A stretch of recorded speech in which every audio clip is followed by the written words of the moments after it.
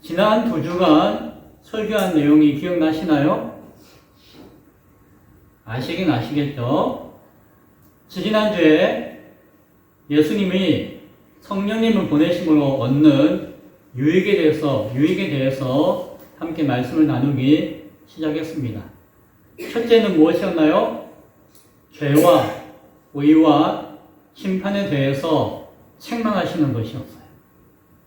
죄를 깨닫게 하시고 회개하도록 하시는 은혜였죠. 외치는 그 종말의 심판의 증인으로 교회를 유익하게 하신다 하였습니다.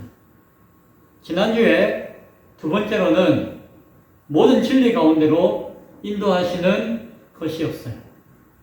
들은 것과 장래일과 추의 것을 통하여서 역사적 진리, 예언적 진리, 교리적 진리 가운데로 인도하시고 그것을 통해서 유일한 진리 되시는 예수 그리스도의 영광 가운데 참여함으로 교회를 유익하게 하신다 나누었습니다. 이제 오늘은 좀 더 한 걸음 더 깊이 나아갑니다. 세상을 책망하는 것과 모든 진리 가운데로 인도하시는 것에 그치지 않고 오늘 성령은 무엇이라고 이야기하는 거 아니? 우리의 눈을 바꾸어 주신다라고 말씀하고 있는 것이 예수님의 눈으로 새롭게 하신다는 것이 이것이 오늘 성령께서 주시는 세 번째 유익입니다. 자, 오늘 본문을 읽어보면은 계속해서 반복해서 나오는 말이 있습니다. 뭘까요? 16절에 보면은 조금 있으면 너희가 나를 보지 못하겠고 또 조금 있으면 나를 보리라 라고 예수님께서 말씀하셨어요. 그런데 그 다음 17절에 보면은 제자들이 또 이야기하기를 조금 있으면 나를 보지 못하겠고 또 조금 있으면 나를 보리라 라고 예수님이 하신 말씀이 무슨 말이냐? 서로 쳐다보면서 묻고 있는 장면이 나와요. 모르겠다는 거예요. 18절에 보면은 조금 있으면이라고 했는데 그때가 언젠가 라고 또 물어요. 조금 있으면 바로 그때가 중요한 것인가 라고 하면서 관점을 이리저리 돌려보기도 해요. 그때 예수님께서 19절에 한 번 더 이야기하세요. 뭐라고 이야기하시죠? 조금 있으면 나를 보지 못하겠고 또 조금 있으면 나를 보리라 한 그 말이 너희가 모르겠느냐? 전혀 모르겠느냐? 라고 물으시며 확인하세요. 자, 그러면 여기까지 우리가 성경을 읽는 가운데 똑같은 문장이 세 번이나 반복되죠. 그렇죠? 예수님이 말씀하시고 그 말을 가지고 와가지고 제자들이 또 묻고 또 그 말을 가지고 와가지고 예수님이 다시 한 번 더 말씀하시는 거예요. 주거니 받거니 이야기하는 가운데서 참 재미있게도 이 문장이 세 번이나 주어지고 있다는 것이죠. 과연 그 말씀이 무엇을 뜻하기에 오늘 요한 사도는 이 성경을 통해서 세 번이나 똑같이 반복해서 말씀하고 있을까요? 강조하고 있는 것이죠. 강조하고 있는 것이에요. 그리고 제자들이 모르겠다라고 할 때에 그들이 무엇을 모르고 있는지, 예수님은 무엇을 말씀하고 있는지를 오늘 분명하게 살펴볼 수 있기 바랍니다. 여기에 성령의 세 번째 유익이 나타나고 있어요. 먼저 성령은 육체의 눈을 믿음의 눈으로 바꾸어 주십니다. 16절에서 조금 있으면 너희가 나를 보지 못하겠고 라고 했잖아요. 제가 헬라어 어려운 말 잘 안 쓰는데 오늘은 잠깐 사용할게요. 이게 중요하니까. 여기서 데오렌테라고 하는 헬라어가 사용되었어요. 그런 게 있어요. 보다라고 할 때에 너희가 나를 보지 못하겠고 할 때 여기 보다는 말은 데오레오라고 하는 단어의 변형을 사용한 것이 이것은 말 그대로 육체 가운데서 보는 거예요. 세밀하게 관찰해서 보는 것을 이야기하고 있는 것이에요. 그런데 이어서 하신 말씀이 무엇이에요? 또 조금 있으면 나를 보리라 라고 했잖아요. 같이 보는다는 말로 한국어 번역되었고 그런 의미를 가지고 있지만은 두 번째 본다고 할 때는 다른 단어를 사용했어요. 무슨 단어가 아니 obsesse라고 하는 말을 쓰셨는데 이 말의 원형은 호라오예요. 호라오. 앞에는 데오레오라는 단어의 변형을 쓰셨고 이번에는 호라오라는 단어의 변형을 쓰신 것이에요. 그냥 본다고 하는 이야기가 똑같은데 전에는 너희가 나를 보지 못했다라고 할 때 그 본다는 말과 조금 있으면 나를 보리라고 할 때 본다는 말을 다른 말로 사용하신다는 것이에요. 성경에서는 뒤에서 사용한 호라오라는 단어를 아주 깊이 있게 바라보는 것 혹은 믿음으로 영적으로 계시적으로 본다고 할 때에 사용되어 있을 수도 있어요. 그러나 본다고 하는 것은 동일한 의미라고 할 수가 있겠죠. 왜 예수님은 이렇게 다른 단어를 사용하셨을까? 그리고 성경은 왜 이 본다고 했던 이 문장을 3번이나 반복하고 있을까? 무엇일까요? 한마디로 이야기하면은 지금까지 예수님을 보았던 것과 달리 이제 예수님을 보는 것이 눈이 달라진다는 것이. 언제부터요? 성령님이 오시면 이제는 내 눈으로 보는 것으로 그치지 않는다는 것이. 이제는 성령께서 주시는 성령 안에서 믿음의 눈으로 새롭게 보게 하신다는 것이.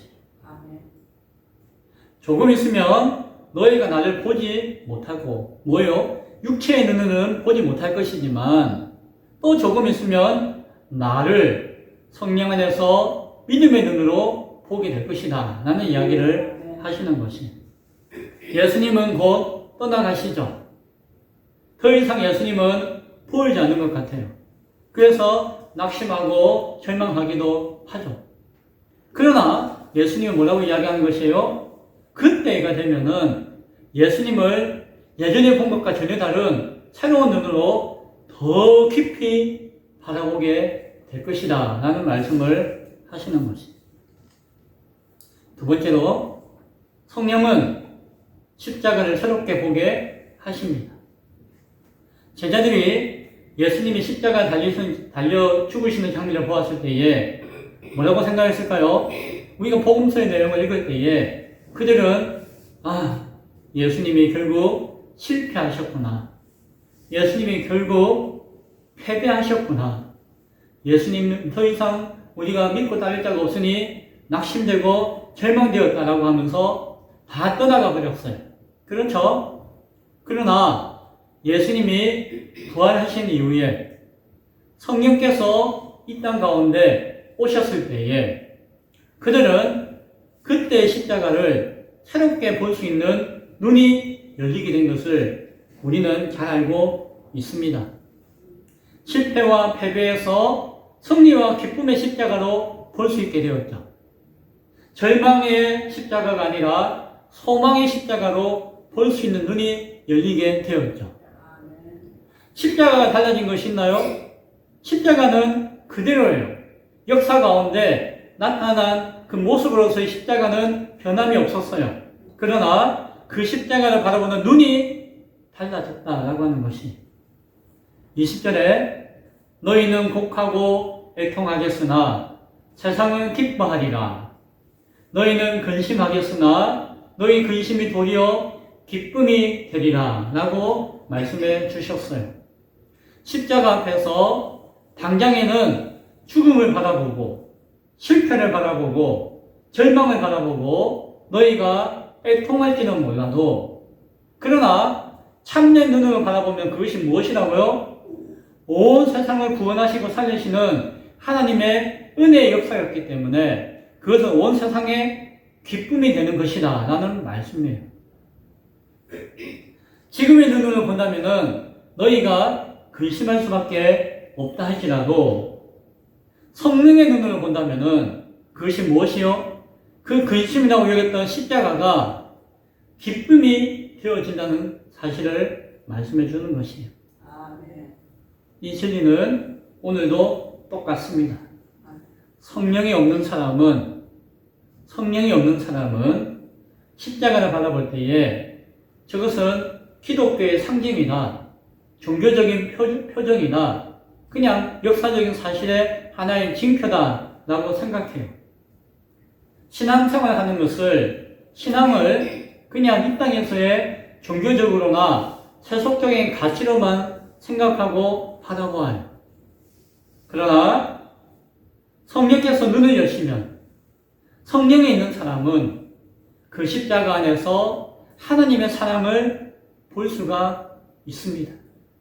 그 십자가 안에서 우리의 용서하시는 죄사함의 은혜를 볼 수가 있습니다.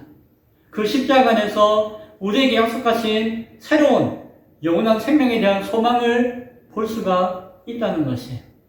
따라서 성령께서 눈을 여시면 우리가 가지고 있는 신앙을 무슨 가치로 볼까요? 세상의 가치로 보지 않고 하나님 나라의 가치로 바라볼 수 있음을 우리는 잘 기억해야 할 것입니다. 예수님은 해산하는 여인을 비유로 말씀하셨어요. 해산이 뭐죠? 저는 애를 낳아본 적이 없지만 여러분은 애를 낳아보신 적이 계신 분이 계시죠? 힘들죠? 고통스럽죠? 죽을 만큼 힘들다라고 이야기합니다. 해산한다는 것은 고통이에요. 그러나 그 고통 끝에 죽나요? 그렇지 않아요. 그 고통의 끝이 절망과 죽음으로 이어지는 것이 아니라 무엇으로 열매 맺게 되어지죠? 생명으로 변화되어 나타나게 되어집니다. 십자가도 해산이라는 것이에요. 성도가 당하는, 교회가 당하는 고난과 박해도 해산이라는 것이에요. 성령의 눈은, 성령으로 변화되어진 눈은 현재 우리가 당하는 고통과 눈물보다도 장차 나타날 그 생명의 영광을 바라보게 하신다는 그 말씀을 예수님은 해산하는 여인을 통해서 해주시는 것입니다. 세 번째, 성령은 먼저 예수님이 우리를 보고 계심을 알게 하십니다. 22절에 지금은 너희가 근심하나 내가 다시 너희를 보리니 너희 마음이 기쁠 것이요 너희 기쁨을 빼앗을 자가 없으리라 말씀하셨어요. 자, 여기서 우리 눈여겨보아야 될 것이 있는데 무엇인가 하니 주어가 바뀌었어요. 무슨 말이에요? 앞서서는 너희가 나를 보리라 라고 하셨잖아요. 그런데 오늘 22절에서는 뭐라고 이야기하시나요? 내가 너희를 보리니 라고 말씀해 주시는 것입니다. 내가 너희를 보리니, 여기서 예수님이 우리를 보신다고 할 때 이 본다고 하는 말의 원어는 앞서 이야기했던 변화되어진 바라봄, 호라오라는 단어를 사용하고 있어요. 예수님은 우리가 새롭게 바라보는 그 바라봄이 어디에 근거하고 있는가 하니 예수님이 우리를 바라보는 그 바라봄으로 변화된다고 말씀하시는 것이에요. 이전에는 우리가 육체의 눈으로 예수님을 바라보았다면은 시간이 지나면은 우리는 성령 안에서 예수님을 믿음의 눈으로 바라본다고 해석하였지만 그것의 핵심은 무엇인가 하니 예수님의 눈으로 바라본다는 것입니다. 성령을 통해서 우리가 예수님의 눈을 뜨게 한다는 것입니다. 그리고 오늘 예수님이 그 눈으로 우리를 바라본다라고 말씀해 주고 있는 것입니다. 새롭게 변화된 성령의 눈이라고 구별되었던 그 호라오의 바라봄으로 그 눈으로 예수님이 우리를 보신다는 것입니다. 성령 안에서 새롭게 보는 것은 무슨 눈이다? 예수님의 눈으로, 예수님의 시선으로 바라보는 것을 이야기해주고 있었다는 것이. 복음은 하나님이 우리를 바라보시는 소식이에요. 우리가 하나님을 찾고 하나님을 바라보는 것이 아니라 하나님께서 먼저 우리를 찾아오는 이야기가 복음이에요. 부활하신 이후에 예수님이 먼저 마리아를 찾아오셨어요. 도마를 예수님이 먼저 찾아가셨어요. 저 고향 땅에 도망가 있던 베드로를 예수님이 먼저 보시고 찾으셨어요. 성경은 예수님이 우리를 먼저 보시고 찾으셨다라고 말씀해 주고 있습니다. 성령께서 이 사실을 우리에게 확인시켜 주시는 것이, 내가 주님을 바라본 것이 아니라 주님이 나를 보셨다는 것이, 내가 하나님을 붙든 것이 아니라 하나님께서 나를 붙들어 주셨다는 것이. 마지막으로 성령은 마지막 영광을 바라보게 하십니다. 23절에 그날에는 너희가 아무것도 내게 묻지 아니하리라 라고 이야기가 이어지고 있어요. 그날에는 너희가 아무것도 내게 묻지 않을 것이다 라고 이야기하는 것은 뭐예요? 이전에는 물었잖아요. 이게 뭡니까? 이게 뭘까? 라고 물을 수밖에 없어요. 그러나 성령께서 오시고 성령의 역사하시는 그날이 되어지면은 서로 몰라서 묻던 자들이 진리의 성령께서 눈을 열어주심으로 말미암아 알게 하신다는 것이, 알게 된다는 것이. 그날에는 너희가 무엇이든지 아버지께 구하는 것을 내 이름으로 주시리라 라고 이야기해요. 성령이 오시고 난 다음에 성령을 통해서 우리가 무엇을 할 수 있을까요? 예수님의 이름으로 기도드리옵나이다 라고 기도하게 되었어요. 이전에는 예수님의 이름으로 기도하는 것이 없었어요. 예수님이 떠나가시고 난 다음에 성령이 오시니까 그 성령이 열어주시는 그 은혜 가운데 예수님의 이름으로 예수님께 기도하게 되었어요. 예수님이 하나님의 권능 가운데 자리하시고 하나님의 아들 되신 예수님 앞에 그 이름으로 기도할 수 있는 변화가 생겼다는 것이. 따라서 예수님의 이름으로 기도할 때에, 구할 때에 어떻게 하신다고요?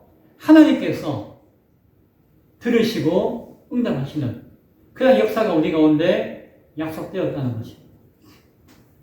그날이 언제일까요? 작게 이야기하면은 성령께서 오시는 성령의 시대예요. 어찌 보면은 오늘날 교회 시대까지도 포함될지 몰라요. 그러나 그것만이 아니라 동시에 마지막 주님 오시는 그날까지 이어지는 때인 것을 우리는 바라볼 수 있어야 합니다. 성령의 시대인 오늘 교회는 육체의 눈이 아닌 믿음의 눈으로 예수님을 바라볼 수 있어요. 예수님을 바라봅시다. 예수님을 바라봅니다 라고 할 때에 예수님이 우리 가운데 계시나요? 눈에 보이는 육체로서 존재하시지는 않아요. 그러나 우리는 믿음의 눈으로 예수님을 바라볼 수 있어요. 성령의 시대이기 때문에 그래요.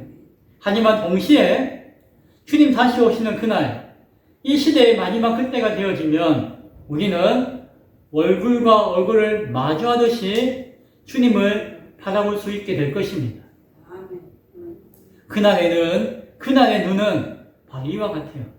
믿음의 눈을 가지고 주님 바라볼 때에 마지막 때가 되어질 때는 그 눈이 새롭게 되어 주님을 목도하는 때가 온다는 것이에요. 왜요? 성령님은 교회의 눈을 현재로부터 영원까지 옮겨주시는 분이신 것을 우리는 잘 기억할 수 있어야 할 것입니다.